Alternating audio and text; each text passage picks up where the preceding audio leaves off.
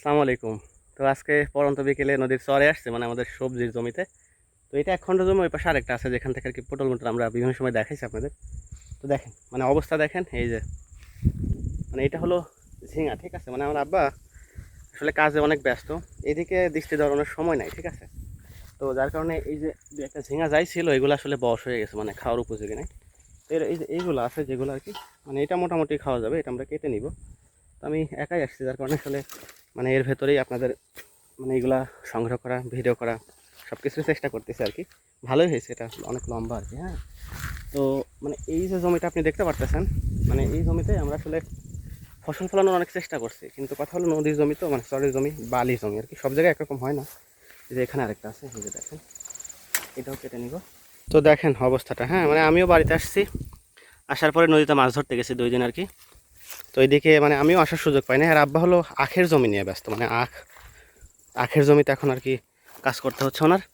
তো এইদিকে আসলে মানে কেউই আসার সুযোগ পায় নাই। তো যার কারণে এই যে দেখেন মানে যত ঝিঙা ছিল, ঠিক আছে, সব মনে করেন একদম বশ হয়ে মানে এগুলো খাওয়ার অনুপযোগী এখন আর কি।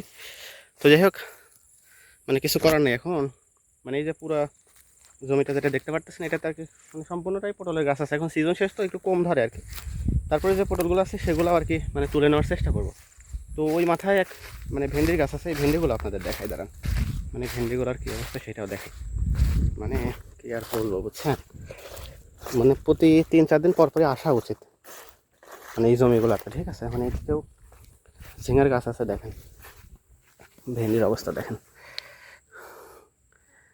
এই হলো অবস্থা। মানে এখান থেকেও একটাও তোলা যাবে না, এই যে একটা ভেন্ডি মাত্র তোলা যাবে, এটা সম্ভবত খাওয়ার উপযোগী আছে আর কি। হ্যাঁ,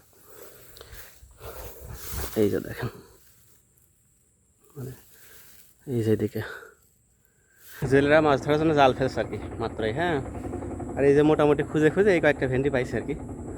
মানে অনেক পরিমাণ বর্ষা হয়েছে, যেটা আপনার দেখাইলাম আর কি। তো যে জায়গায় দাঁড়ায় ভিডিও করতেছি, মানে এইটা তো পাশে নদী আপনি দেখতে পারতেছেন, আর এই হলো মনে করেন আমাদের জমি। তো এইদিকে আরও পেছনে আরও অনেক দূর ছিল, সব ভাঙতে ভাঙতে চলে গেছে আর কি। মানে নদীর একটা ধর্ম আছে, নদীর একুল ভাঙে ওকুল করে আর কি। তো আজকে মানে এই বছর তো ভিডিও করতে পারতেছি, আগামী বছর হয়তো ভিডিও করতে পারবো না, মানে এই জমিটা থাকবে না, ভেঙে যাবে, ঠিক আছে। তো এই হলো মানে আমাদের আজকের সংগ্রহ, ঠিক আছে। তো এটা হলো পড়ন্ত বিকেল, ঠিক আছে। মানে আকাশটাও যথেষ্ট সুন্দর, মানে বাতাস যত পরিষ্কার আকাশ তত নীল দেখায় আর কি। মানে আমি খোলা জায়গায় আছি তো, যার কারণে এত সুন্দর দেখাচ্ছে আর কি।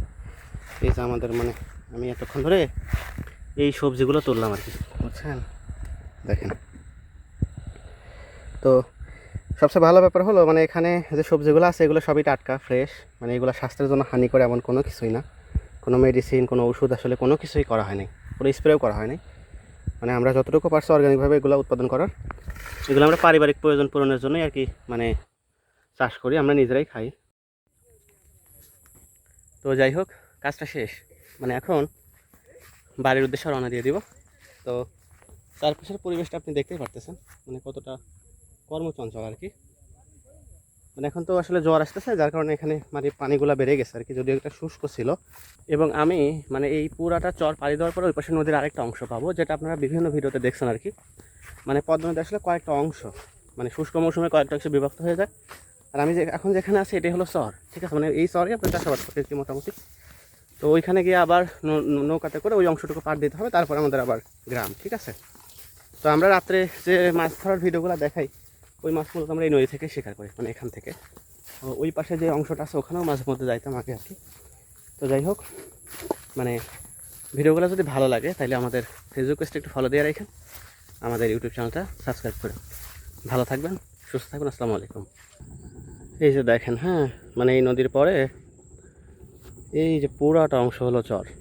এবং এখন আপনি যে অংশটা দেখতে পাচ্ছেন এটাই হলো আমাদের গ্রামের কোল ঘেঁষা অংশ, মানে এটাকে আমরা কোল বলি। হ্যাঁ, মেঘের আড়ালে সূর্যের লুকোচুরি খেলা। আসলে নদীতে আসলে মেঘের সৌন্দর্যটা একটু হলেও উপভোগ করা যায়, কারণ এই সময়টা আকাশ অনেক বেশি মানে খোলা আকাশ, যার কারণে সব কিছু প্রত্যক্ষ করা যায়।